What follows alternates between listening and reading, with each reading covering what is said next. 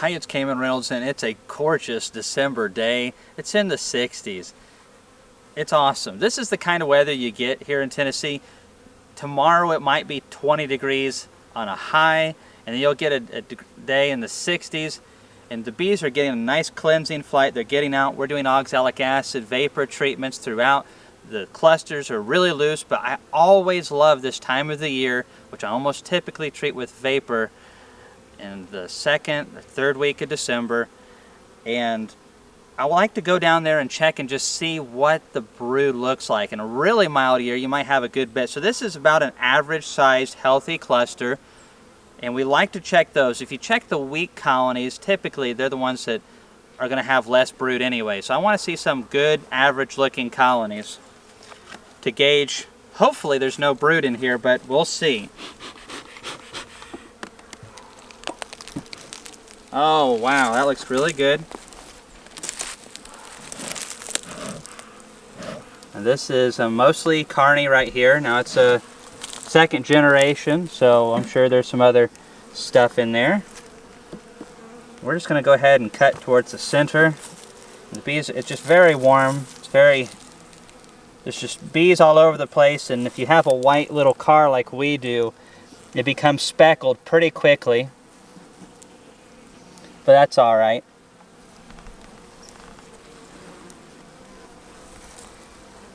So this is really good. There's foodstuffs down in here.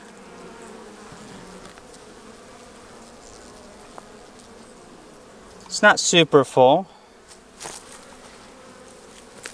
That frame looks pretty good. A lot of capped food on there. We're going to do a couple videos on sugar bricks, so we might throw it on this one if it's a little light, but it feels pretty good overall.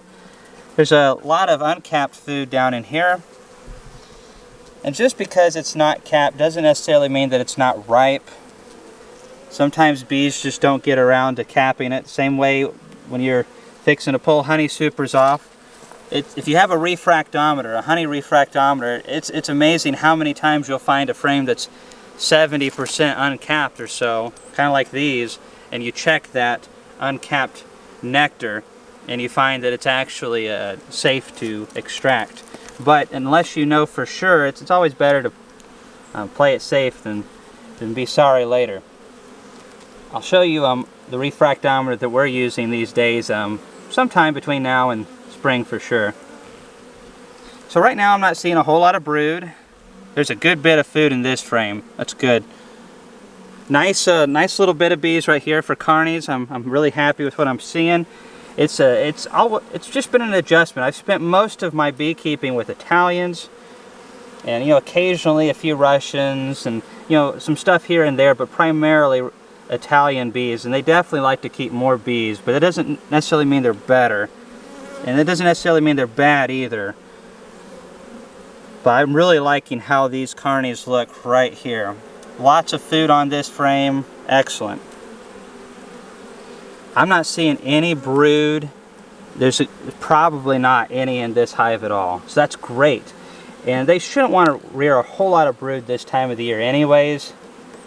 The day length is very short. Thankfully, we've had some really cold nights for us where we have dropped down even below 20 degrees Fahrenheit, which I know to you Canadians and fellas up in Vermont and stuff, you're like, that's not cold. Well, it is to us. We like t-shirts. I really like the look of those bees right there. This is awesome. It's a very happy feeling whenever you get into a hive in December and they look like this, because if there's going to be a whole lot of die-off, it should have already happened by now. So these are just winter bees for the most part. Just happy little bees. I get a little Bob Ross thing in there. I tell you, if he was still around, I would give a bunch of money to have Bob Ross paint me a picture called Happy Little Bees. That would be awesome. And I bet it would be really nice.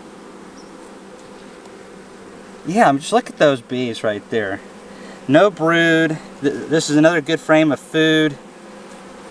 It could be a little bit more full in here,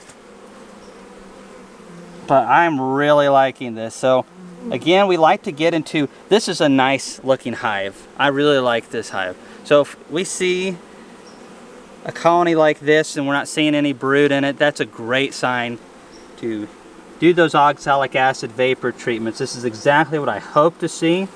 A lot of healthy, clean bees, and the varroa mite populations obviously are not very high in this colony. Otherwise the cluster would not be so healthy. There wouldn't be so many bees, especially with carnies. But there might be 100 mites in here. Maybe a little more, maybe a little less, doesn't matter to me. They've got to go. And I hope we burn every last one of them up. So we're going to get that vaporizer, we're going to throw it in here. It's going to be in the 40s next week, and we'll still be using it. It's okay to use it in the 40s. But those bees are so loosely clustered. This is ideal for letting those boogers have it. I tell you, we've been feeding a little bit of feed on some colonies, just a couple real late, and they've been chugging it through 2-gallon pail feeders. I don't have many of them, just about a dozen or so. Look at those bees on this outer frame. And they've been putting on weight, and it's been very, very thick syrup. Just a little bit of water added to it. And they've been chugging it away and putting it in. I'm just seeing what's going to happen, if that's going to have some ill effects, but I don't think so. I've also been keeping an eye out on that colony that has that plastic dome, and really going out there at least once or twice a week, checking it in the mornings, and then checking it about towards the time the sun goes down. And it's amazing how often in the mornings you'll see a little tiny layer of condensation on that, and then usually by the end of the day, it's gone. Now, part of that is it's getting warm enough here for some of the bees to go up there and lick that moisture up and use it. So it could be very different for those of you who live in a very cold region. I don't know, but I found that really interesting. That frame's got a lot of food in it. Let's check this outer frame real quick. The nice thing is, if you've got a colony that has extra food, you can always chuck a frame of honey in here or something. This is not super full, but there's plenty of bees on it. So colonies like this, you definitely have to watch, because when they really start brooding up towards early February and late February, they can burn through these resources pretty quickly, and you might need to throw them a little bit of syrup or something like that. And it'll seem pretty cold that time of the year, but you can do it, especially if they have a big population and you feed it on the right time. We usually get some days in February that are pretty mild. Anyways, wow, that's exactly what I want right there. Thanks for watching this video. If you have any questions about it, leave it below.